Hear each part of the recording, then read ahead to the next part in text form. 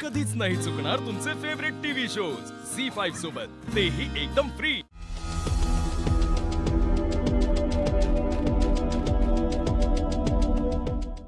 AJ, मला वाटतं आपण यशला पण न्यायला हवं। आपण तिथे आधी पोहोचूया, मग आपण बोलूया त्याला। ठीक आहे, मग मी नंतर त्याला कळवते मेसेज। चल।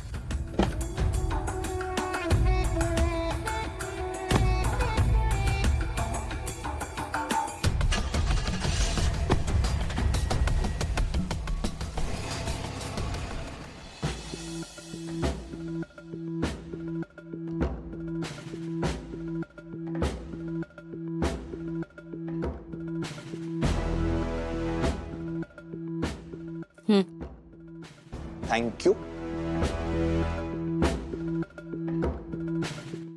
काय चालू होतं तुमचं मगाशी? कधी? तू आणि लीला एकमेकांशी काय बोलत होतात? नाही, काही नाही। आम्ही असंच रॅन्डम गप्पा मारत होतो। रॅन्डम रॅन्डम काय बोलायचं असतं रे तुला तिच्याशी? यश ती तुला खोदून खोदून काय विचारत होती?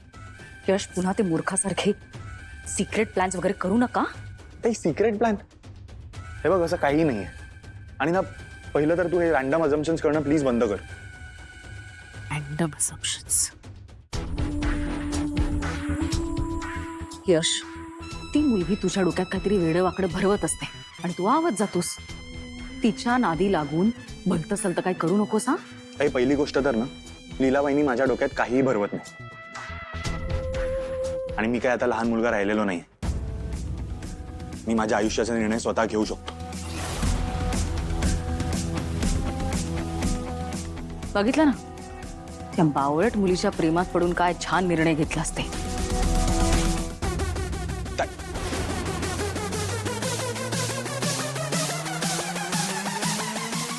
ताई, मग तू माझ्या आयुष्याचे प्रत्येक डिसिजन कंट्रोल करणार आहेस का आता?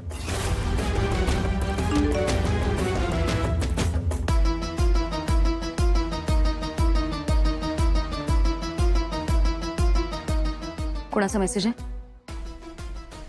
कोणाचा नाही। यश, यश, यश थांब। यश, तुम्हाला काय वाटतं?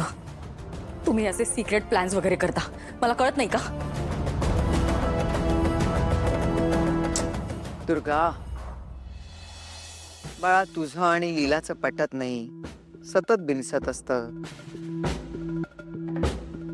पण एक लक्षात घे ना, तुम्ही दोघी काही एकमेकींच्या वैरी नाही आहात, या घराचाच एक भाग आहात। तू मोठी आहे, समजून घे। हे रोजच्या घरामध्ये वादावादी बरोबर नाहीये। आजी, वाद घालायला मला सुद्धा नाही आवडत, तुम्हाला माहिती आहे। तो माझा स्वभावच नाहीये। आजी, सासू या नात्याचा फायदा घेऊन तिने आजपर्यंत आमच्याकडून जे जे करून घेतलं ते मी गपचूप सहन केलंय। अगदी त्या कॉटनच्या साड्या नेसून काय काय करायला लावलं आम्हाला, तेवढं अपमानित केलं, मी काहीही बोलले नाही, गपचूप सगळं करत राहिले। पण यशच्या बाबतीत नाही। अगं, यशच्या बाबतीमध्ये म्हणजे तिला जर असं वाटत असेल ना की त्या परस्पर त्याच्या आयुष्याचे निर्णय घेऊ शकतात, यश माझा भाऊ आहे आजी, त्याच्या आयुष्याचे निर्णय घेण्याचा अधिकार तिला नाहीच आहे।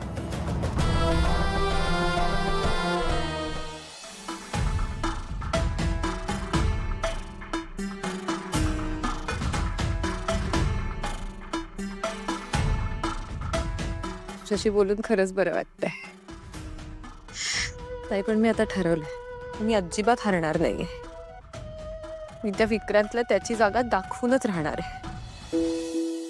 शाबास, हीच अपेक्षा आहे माझी तुझ्याकडे। अजिबात रडायचं नाही आणि घाबरायचं तर मुळीच नाही।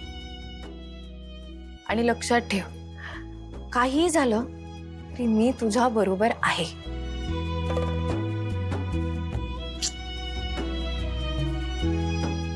बरं रेव, कॉफी करतेस का छान तू आमच्यासाठी?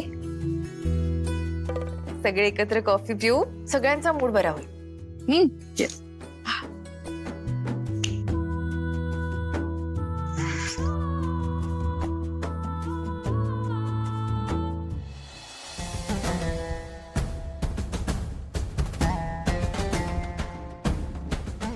हे जे आपला संशय खरा ठरला.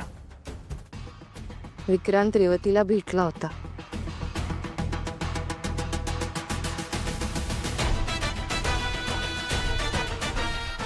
ती म्हणाली तो तिची माफी मागण्याचा प्रयत्न करत होता.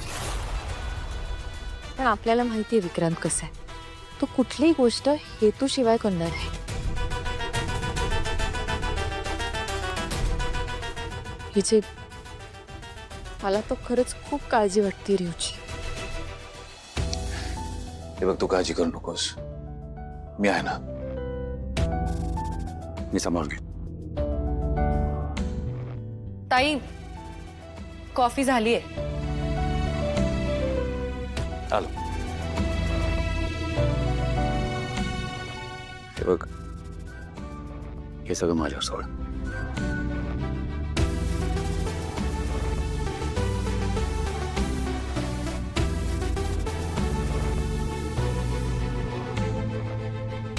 चला.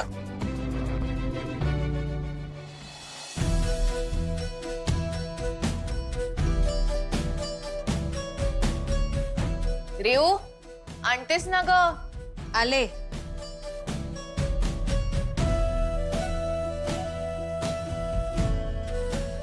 थँक्यू. एक कप अजून.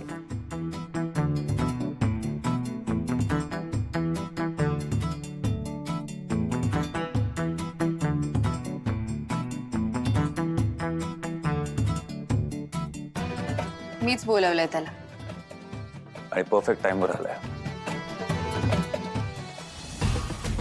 यश, रेवती, हे सगळं आत्ताच्या आता थांबायला हवं.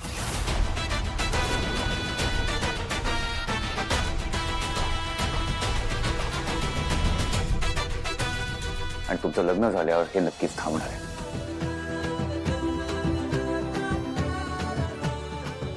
त्यामुळे तुमचं लग्न लवकरात लवकर व्हायला हवं असं मला वाटतं. एजे, मग आपण मावशी आई आणि बाबांशी बोलायला.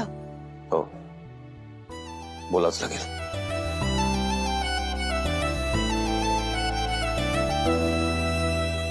पण एजे, दुर्गाताईचं काय? हो ना एजे, म्हणजे दुर्गा मॅडम हे सगळं कळल्यावर काय रिॲक्ट करतील ह्याची मला पण भीतीच वाटते. तुमचं एकमेकांवर प्रेम आहे ना? हो. तर बस झालं. माझ्यासाठी तुमचं फ्युचर इम्पॉर्टंट आहे. झी 5 ॲप डाउनलोड करा आणि पहा सर्व एपिसोड्स एकदम फ्री.